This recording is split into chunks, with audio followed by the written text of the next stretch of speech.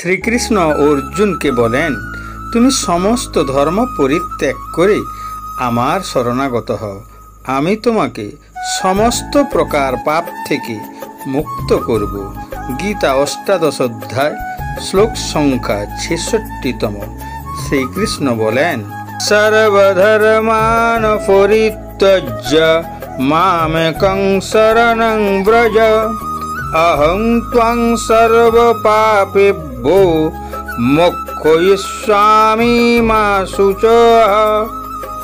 সর্বপ্রকার ধর্ম পরিত্যাগ করে কেবল আমার শরণাগত হও, আমি তোমাকে সমস্ত পাপ থেকে মুক্ত করব, তুমি শোক করো না। শ্রীকৃষ্ণ অর্জুনকে একই সাথে দুটি কাজ করতে বলেন, তার মনকে ভক্তিতে নিমগ্ন করা এবং একজন যোদ্ধা হিসাবে তার শরীর দ্বারা পার্থিব দায়িত্ব পালন করা। এইভাবে তিনি চেয়েছিলেন যে অর্জুন তার ক্ষত্রিয় ধর্ম ত্যাগ না করার সাথে ভক্তি অনুশীলনও চালিয়ে যাওয়া, যা কর্মযোগের নীতি।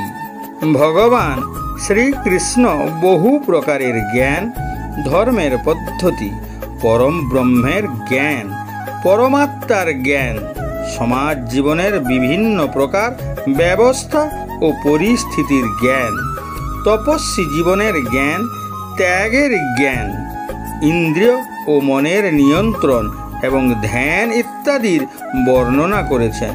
তিনি বহু প্রকার ধর্মেরও বর্ণনা করেছেন। এখন ভগবদ্গীতার সংক্ষিপ্ত সারে ভগবান অর্জুনকে বলেছেন যে তার জন্য নির্ধারিত সমস্ত পদ্ধতি ত্যাগ করা উচিত, তার শুধু কৃষ্ণের শরণাপন্ন হওয়া উচিত। সেই আত্মসমর্পণ তাকে সব ধরনের পাপ কাজ থেকে রক্ষা করবে, কারণ ঈশ্বর নিজেই তাকে রক্ষা করার প্রতিশ্রুতি দিয়েছেন। ৮ম অধ্যায়ে তিনি বলেছেন যে সমস্ত পাপ থেকে মুক্ত একমাত্র সেই ব্যক্তি ভগবান শ্রীকৃষ্ণের উপাসনা করতে পারেন। এইভাবে কেউ ভাবতে পারেন যে সমস্ত পাপ থেকে মুক্ত না হলে আত্মসমর্পণের প্রক্রিয়া শুরু করা যায় না। এই ধরনের সন্দেহের জন্য তিনি এখানে বলেছেন যে একজন ব্যক্তি সমস্ত পাপ থেকে মুক্ত না হয়েও শ্রীকৃষ্ণের শরণ নেওয়ার প্রক্রিয়ার দ্বারা স্বয়ংক্রিয়ভাবে মুক্ত হয়ে যায়। পাপ থেকে মুক্ত হতে কঠোর প্রচেষ্টার প্রয়োজন নেই। বিনা দ্বিধায় ব্যক্তিকে শ্রীকৃষ্ণই সমস্ত জীবের সর্বোচ্চ উদ্ধারকর্তা তা অবশ্যই গ্রহণ করতে হবে। বিশ্বাস এবং প্রেমের সাথে ব্যক্তিকে অবশ্যই তাঁর প্রতি নিবেদিত হতে হবে। অনুতপ্ত হওয়া, অতীত নিয়ে শোক করা বড়ই ভুল। যাই ঘটুক না কেন ঈশ্বরের ইচ্ছাতেই ঘটে। যা ঘটেছিল তা অবশ্যম্ভাবী ছিল এবং যা ঘটেনি তা কখনোই ঘটবে না। তাহলে এসব নিয়ে শোক কিসের? ভগবানের প্রতিটি নিয়মে ভক্ত সুখী থাকে এবং শোক করে না। ভক্তি প্রক্রিয়া অনুসারে মানুষের কেবলমাত্র এমন ধর্মীয় নীতিগুলি গ্রহণ করা উচিত যা শেষ পর্যন্ত ঈশ্বরের প্রতি ভক্তির দিকে পরিচালিত করে।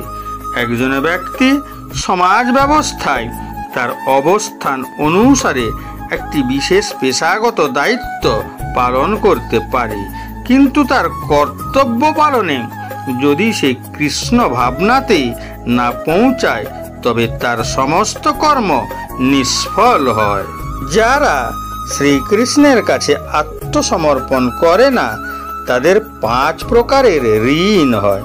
এই ঋণগুলি হল স্বর্গের দেবতাদের প্রতি, ঋষিদের প্রতি, পূর্বপুরুষদের প্রতি, অন্যান্য মানবের প্রতি এবং অন্যান্য জীব অর্থাৎ অতিথি এবং আত্মীয়দের প্রতি। বর্ণাশ্রম পদ্ধতিতে এই সমস্ত ঋণ থেকে নিজেকে মুক্ত করার জন্য বিভিন্ন ধরনের পদ্ধতি নির্ধারণ করা হয়েছে, কিন্তু আমরা যখন নিজেদেরকে ঈশ্বরের কাছে আত্মসমর্পণ করি, তখন আমরা স্বয়ংক্রিয়ভাবে এই সমস্ত ঋণ থেকে মুক্তি পাই। যা কিছু কৃষ্ণ ভাবনা পূর্ণতার দিকে নিয়ে যায় না, তা পরিহার করা উচিত।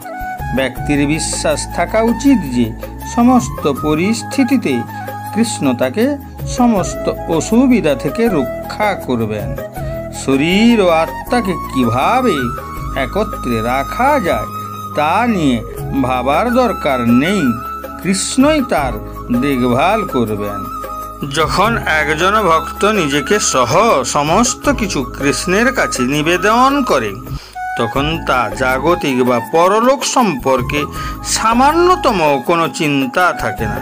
জীবিকা নির্বাহ ও তার দুর্গতির বিন্দুমাত্র চিন্তা থাকে না। আত্মসমর্পণকারী ভক্তের মন ও বুদ্ধির অশুদ্ধি নিয়েও চিন্তা করতে হয় না। যদি কোনো কারণে প্রবৃত্তির মধ্যে কোনো অপবিত্রতা থেকে যায়, তবে পূর্ণ ভক্তি সহকারে কৃষ্ণকে ডাকতে হবে এবং অসহায় বোধে নিজেকে কৃষ্ণের পায়ে সমর্পণ করলে কৃষ্ণই সব বাধা ও অপবিত্রতা থেকে ব্যক্তিকে উদ্ধার করেন। ব্যক্তির সর্বদা নিজেকে অসহায় মনে করা উচিত এবং কৃষ্ণকে নিজের জীবন উন্নতির একমাত্র ভিত্তি হিসাবে বিবেচনা করা উচিত।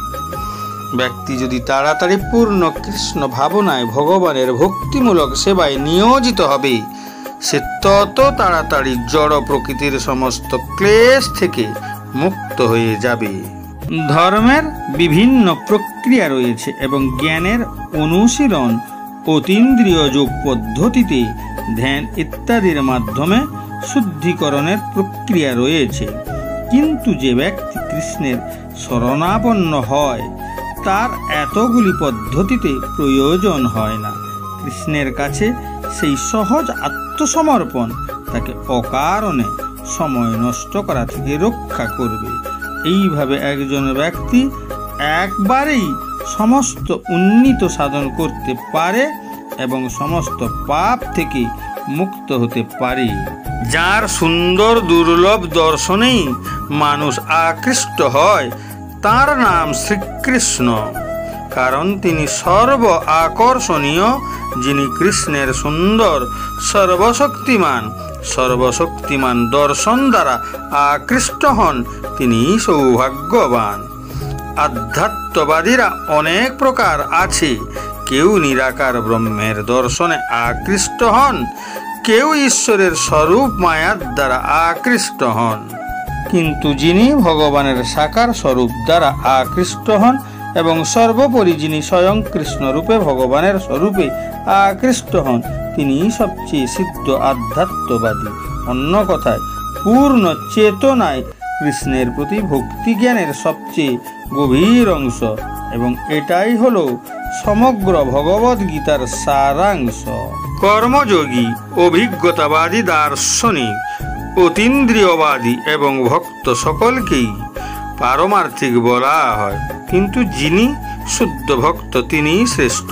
এখানে ব্যবহৃত নির্দিষ্ট শব্দ মা শুচঃ, ভয় পেও না, দ্বিধা করো না, চিন্তা করো না, খুবই গুরুত্বপূর্ণ। কেউ এটা ভেবে অবাক হতে পারে যে কিভাবে একজন ব্যক্তি সমস্ত ধরনের ধর্মীয় স্বরূপকে ত্যাগ করে কেবল কৃষ্ণের কাছে নিজেকে আত্মসমর্পণ করতে পারে। তাহলে এই ধরনের ভাবনা সত্যিই ভিত্তিহীন।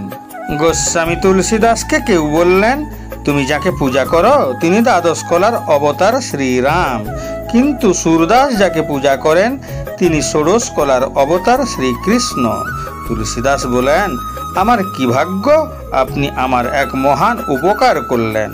আমি শ্রীরামকে দশরথজির প্রিয় কুমার ভেবে পূজা করতাম, কিন্তু এখন তার মাহাত্ম্যের কথা জানা গেল কৃষ্ণের 16 কলার অবতারে।